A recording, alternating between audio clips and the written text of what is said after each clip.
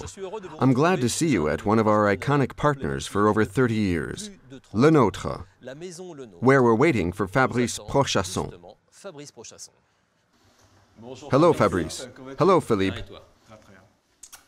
Welcome to LENOTRE. Thanks for inviting us to this great company, LENOTRE. You've been working here for many years now, and I believe that you're LENOTRE's Director of Licensing. Exactly, 23 years at LENOTRE. 23 years. Please meet Philippe Bertrand, Director of both the amateur, hello Philippe, and professional schools, who you know very well. Welcome, my friend. Thank you. So you're here at LENOTRE that Gaston LENOTRE created over 40 years ago. So you see, it's all in color. It's mouth-watering. Mouth-watering. So here are the Yule logs. Yes? Notice the magnificent names, all fashion designers, as you can see. It's superb. And it's impossible not to take a pause here before the photo of the iconic French chef. Here is a smiling Gaston LENOTRE who brought us so much happiness and joy. And above all, he had something very important, the quality of the products and the passing on of knowledge. And when you have these two key words to get ahead in life, you can go very, very far. He's the master of us all here, I think. Exactly. Thanks so much for the presentation, Philippe, and now we're going to the school. Here's a quick summary. Gaston LENOTRE was the founder of this partnership. They met and came to an agreement very quickly. The LENOTRE chocolate and pastry chefs met with the cacao berry chocolate makers, and they quickly developed exceptional couverture chocolate to Gaston LENOTRE's taste, the Concorde, the Louvre. The iconic names of the pastries that you have in your shops. Exactly, the great desserts of LENOTRE.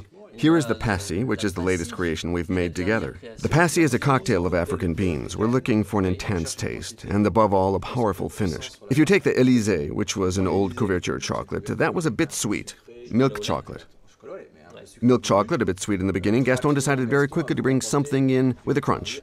He didn't want that soft quality that you find in certain chocolates. He wanted the milk chocolate to be as crunchy as the dark chocolate. When you first bite into it, the chocolate should crack against your teeth because it's a pleasure to crack open. It rapidly melts in your mouth. You inhale and automatically you're aroused by the milky taste, which is very important. And a sufficiently powerful cocoa as well, since it's a marriage of the two. So if we quantify the products that we share in common, cacao berry and LENOTRE, they are products with an intense taste. Exactly. A good balance between sugar and the cocoa, and a perfect crunch, whether it be milk or dark chocolate. Is that right? Exactly. That's right. What we're going to do right now is to welcome Christophe Rhedon.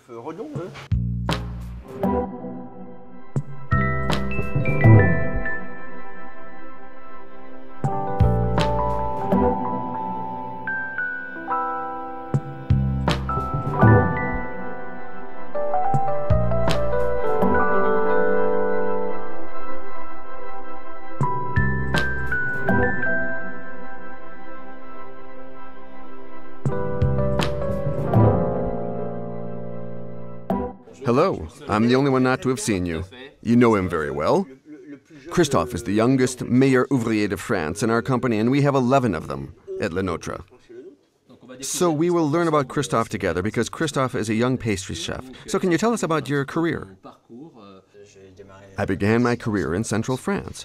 Afterwards, I came to Paris to improve my techniques. And I passed the superior level tests.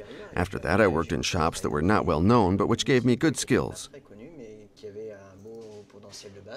Your basic skills. In fact, you've done well with your basic skills, enabling yourself to evolve.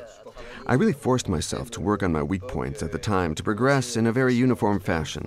And that's what allowed me to be offered a position here as a young professor, and then the Meilleur Ouvrier de France contest in 2007. Fantastic. Well, we're here today to see just how one makes a truffle. It's a product which is not necessarily easy to make. It involves real handiwork. I think we'll see that. But I would like in any case to thank Fabrice and Philippe for your participation, your hospitality, and your kindness. And now we'll go to visit Christophe in his workshop.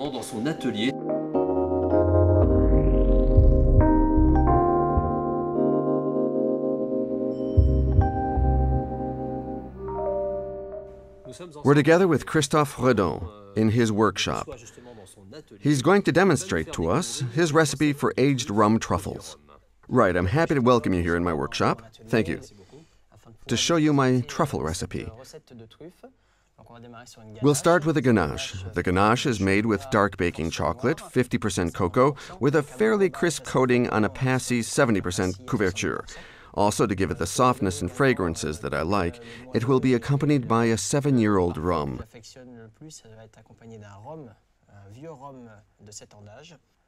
And to achieve the bitterness, and especially the spirit of truffles, don't forget the full cocoa flavor. So we'll now begin with different ingredients in this recipe. We'll start with our chocolate truffles. A dark baking chocolate, 50% force noire, 35% cream, and invert sugar, which will enable us to provide flexibility. The famous aged Bali rum is 45% alcohol.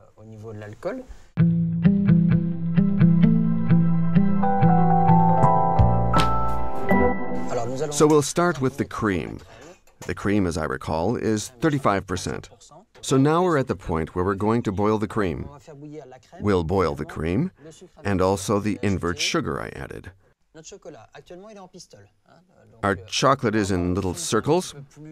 To make it melt a little more regularly and a little easier, we'll grind it up slightly.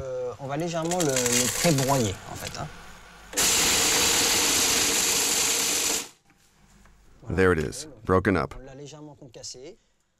So here at the same time we have our cream. So at the same time we have our cream beginning to heat through. Right. If the cream gets too hot, you risk altering the chocolate a bit. So here we'll pour our cream and invert sugar. Exactly. The act of pouring it into a bowl immediately brings down the temperature 15 to 20 degrees. So we'll end up with a temperature of around 80 degrees. And it'll be the perfect temperature to make the ganache and pour it over the chocolate. So I make sure to get everything from the bottom of the pot, because it's an emulsion between a liquid and the chocolate. If you leave behind even a little material in the pot, you risk distorting the recipe. It's quite precise, very precise. Now here's the procedure. We'll start the blender, and we'll pour our cream into the chocolate little by little. We'll have an emulsion that's a little bit thick, that will shape itself from the start and which will become softer the more the cream is incorporated into it. So we'll stop and check it and make sure everything is blending well. And now we'll start incorporating the rum. Very good. We'll heat the rum slightly. I'll heat it before I incorporate it. That allows for a better blending between the fat of the chocolate and the fat of the cream, and then we'll restart the machine and make the mixture.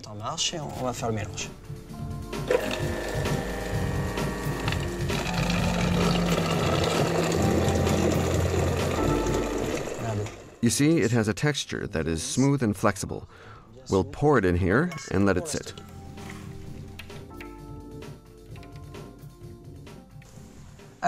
So now we'll put the film over it, but not just in any way. It must make contact with the mixture. Putting the film directly onto the mixture will enable us to limit the number of air bubbles on the surface of the ganache. So first, it's to avoid letting it dry out, and secondly, inevitably, because we are in ambient air, there are bound to be microbes in the air, so the less contact with the air, the better. And then you'll let it rest for roughly how long? About 12 hours. 12 hours at room temperature, 20 to 22 degrees. Perfect. Exactly.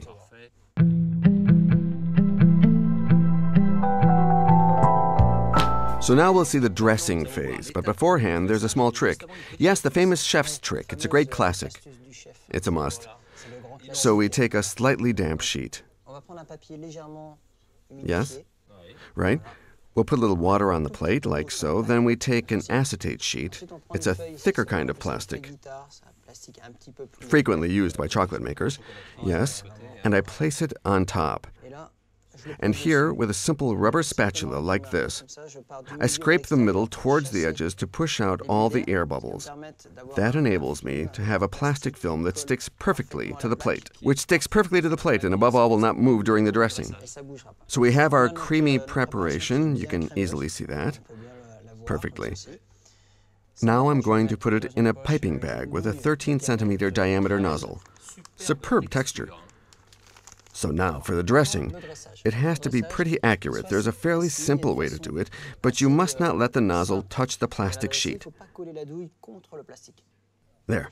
We'll let it crystallize, for the ideal is to let it rise for 12 hours. So about 24 hours of rest total between the two stages. Right. So the molding simply consists of further rounding the balls I piped earlier. First, I slightly break the skin to make it more flexible for the molding. Exactly. Between both hands. Between both hands. Rolling it around.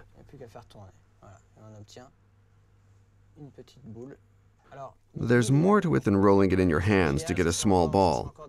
The ideal would be to let it rest still longer at this stage for a total of 36 hours, so we're going to wait 12 hours more.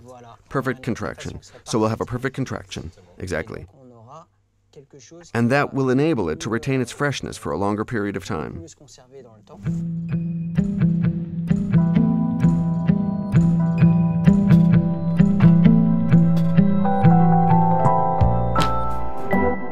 So now we're at the coating stage, an important stage of the truffle.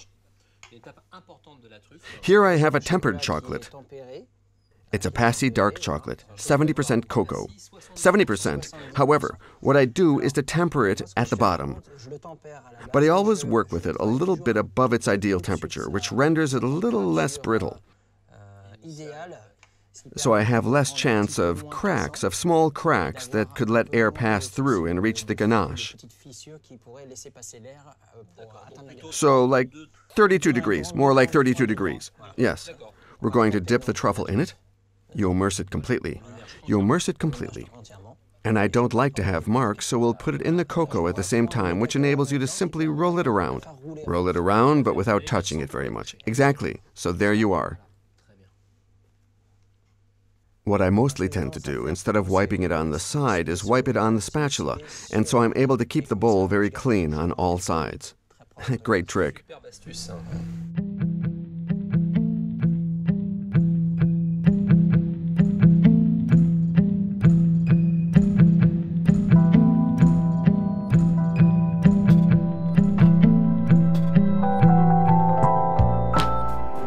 We're at the final stage of the truffle, which is the depowdering. The technique is that we'll pick up the truffles by hand and we'll put them in our little screen here. We'll lightly tap it to get rid of the excess. In fact, you must tap rather than roll, because rolling them will cause the mesh of the screen to scratch against the coating, which could result in some white spots on the truffle. Great, Christophe. So now we're going to taste the aged rum truffle. Your honor, Christophe. Since I made it, I don't know if it's the honor, but in any case, it's a pleasure, that's certain.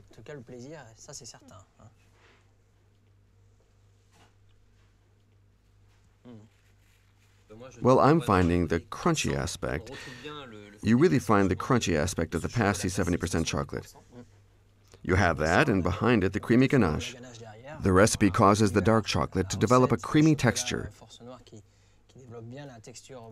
And the aged rum. It comes in quietly at the finish. Quietly at the finish. Very pleasing, yes.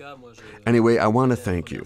I feel that this iconic truffle is really a nod to Mr. LENOTRE. Thank you very much, Christophe. Thank you. And now we'll move on to the chef's profile.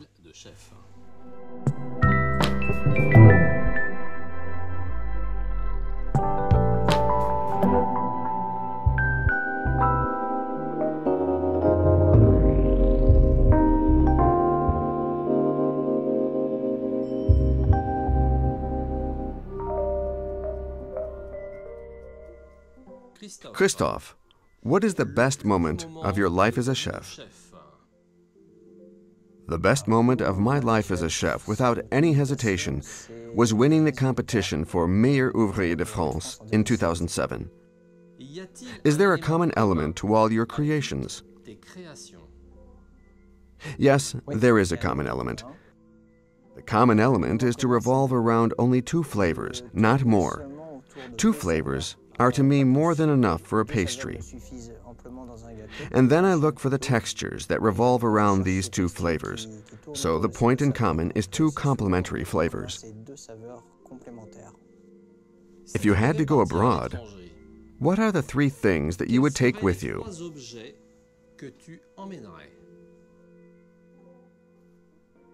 Well, the first thing that I would take is a detailed map of the city. When I say detailed, in fact, it would be useful in several areas. Visiting the city, of course, and my profession would oblige me to discover where I could find some interesting pastry shops. Then, I'd go out at night for entertainment. After that, it's material things, things that would enable me to do some sports, and then, well, after that, my credit card, because otherwise I couldn't do anything.